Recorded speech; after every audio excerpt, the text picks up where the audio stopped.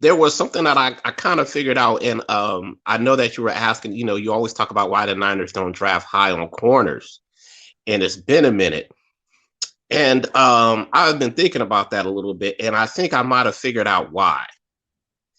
If you look at Kyle Shanahan, and like you guys were saying earlier, I guess with what's his name, Crocker, how they were talking about RG3, and he wants the quarterback to basically run the system. He needs to be like a machine or whatnot.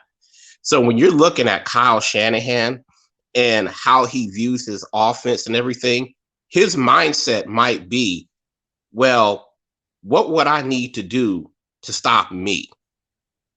How would I stop my own offense? And you can scheme for a lot of things except for pass rush. Mm-hmm. It is hard to scheme when you have waves of it coming at you. True. And the thing is this, you rotate defensive linemen. Offensive linemen don't rotate at all. And the funny thing is that, and this goes a little bit into Jimmy, it was actually working.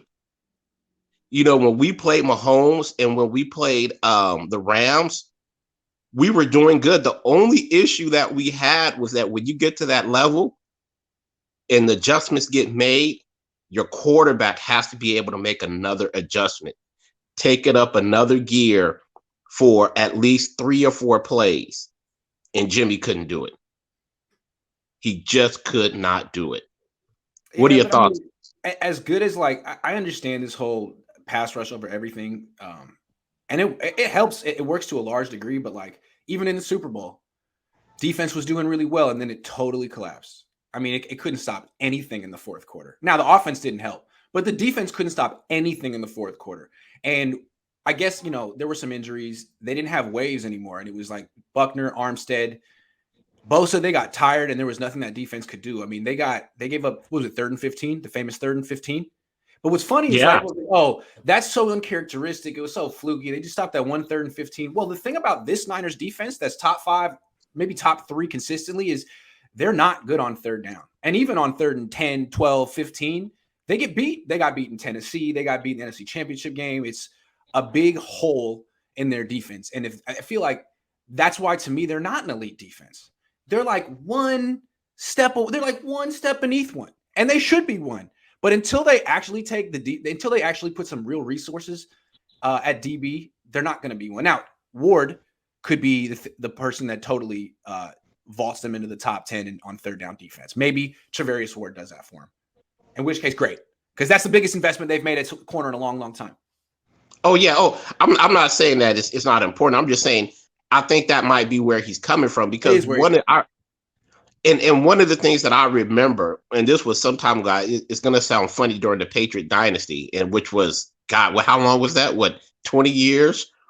I clearly remember one of the newscasters saying that what Bill Belichick did in this game on one play, or maybe throughout the game, he put his 3rd corner on their best receiver, but he double covered him. Right. And then, and then he took his best corner, put it on their 2nd best receiver. And then it began to equal out, because now you don't have to, your 3rd best corner, he's not expected to hold the guy. Just make it difficult for the quarterback to make the throw. Because if you have an elite wide receiver, you can never really fully, especially in today's NFL, you can never really fully shut them down, but make it more difficult for the quarterback to get the ball. And if you have a pass rush and get them off the spot, then that could be extremely difficult.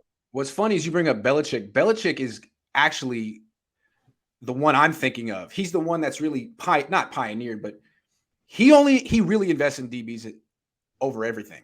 His safeties, his corners. He doesn't spend big money on his defensive linemen. He traded Chandler Jones. He traded Richard Seymour. Yeah.